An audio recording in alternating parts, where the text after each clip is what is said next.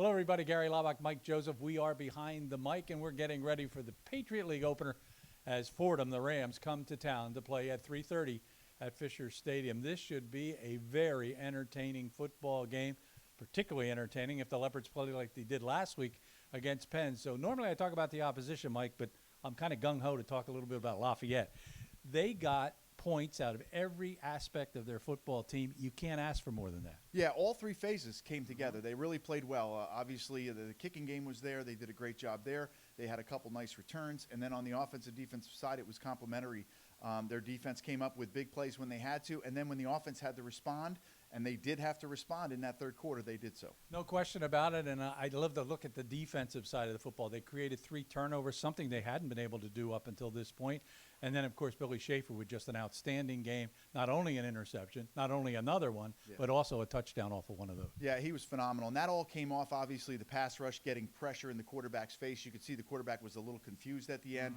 So you got to give Coach McFadden a lot of credit. He's done a great job with these kids. He's loaded with talent over there, and he's loaded with a lot of depth so he can use different kids. We saw a couple corners go down. We saw another corner come in and make a play down the field. We saw linebackers like Marco Olivas just running wild. They seem so comfortable in this defense that I think he just gives them kind of the broad strokes, and then they just go to work. And we not only had a good passing attack, we also, and I love saying this, we had a good rushing attack. Oh, that was fun to watch, finally. I think we put a little pressure on those guys up front. I give a lot of credit to Mike Barr, who came in, was supposed to start at guard, had to move over when Grunhofer had a little injury to his chin. But that offensive line, I think Christian Pace, the offensive line coach, challenged them.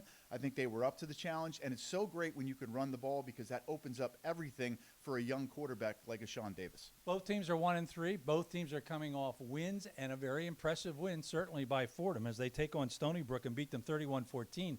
This is a very good, talented, athletic Stony Brook football team. So all of a sudden, this team looks dangerous. Yeah, Fordham, they opened up the season at Nebraska. They got crushed. They came back. They started to play better. Similar to Lafayette, they played well along the way. They have a good offense and a good defense. They really can do that. And then they have a lot of seniors on that group. They have a good quarterback who's been around forever. He's seen it all. He's played here at Fisher Stadium.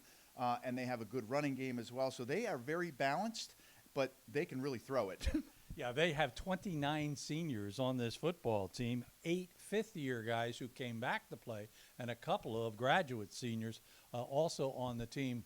But you got to worry about one guy, Tim DeMurat on the offensive side of the football, just a spectacular thrower, 10 touchdowns. He's over 1,000 yards throwing the football. We must stop him because their rushing attack is not all that formidable either. No, they're Tim DeMurat, he knows how to press the ball down the field. He knows when to check it down to his backs. It goes all the way back to guys like Chase Edmonds, who would catch the ball out of the backfield. So that's kind of the primary thing. But then when he wants to press the ball down the field, he can do that. He's got the arm strength. These guys get open. Our secondary hasn't really been overly tested yet. It's been tested up front with the running game. We've been tested at the linebacker level. We've certainly been tested offensively. But the secondary's got to come to play for Lafayette this week. Yeah, they'll be tested this week. They have 3 receivers who have 56 catches and 10 touchdowns. So it will certainly be a test for them. But what I like really about Lafayette last week, and they're going to have to do it again, you don't get a lot of credit if you don't get sacks, but they deserve a lot of credit against Penn because they were all over that quarterback, not necessarily putting him down, but making him throw when he didn't want to. Yeah, they got in his face. They got him off of his spot. And when they did that, he made some ill-advised throws.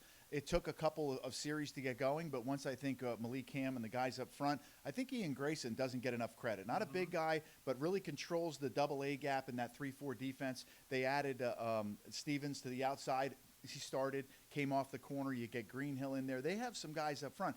But the way their linebackers can run, Billy Schaefer can run, okay, the way Olivas can run to the football.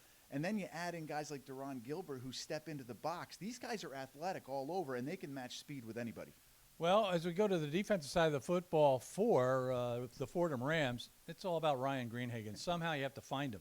The guy is unbelievable. He's got 93 tackles coming in. He leads the nation in tackles. Defensive Player of the Week again. Preseason Defensive Player of the Week of the Year coming in. As, of course, DeMurat was the Offensive Player of the Year coming in. So Find Greenhagen. I don't know how a guy gets this many tackles if you know he's as good as he is. Yeah, he's a machine is really what he is. And he's got a great nose for the football, so he puts himself in a good position. They put him defensively in good positions to get downhill and get to the ball. But he can run sideline to sideline. He's a guy you're going to see probably next year at the next level, at least getting a tryout, that type of thing.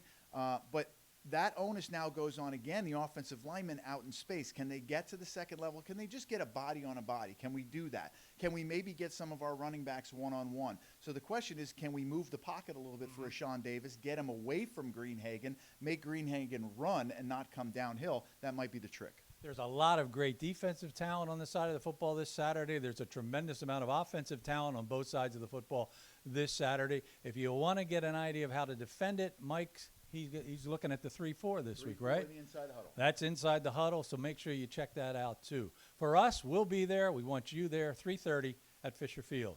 For all of us, I'm Gary Laubach and Mike Joseph. Thanks for watching Inside or Behind the Mic.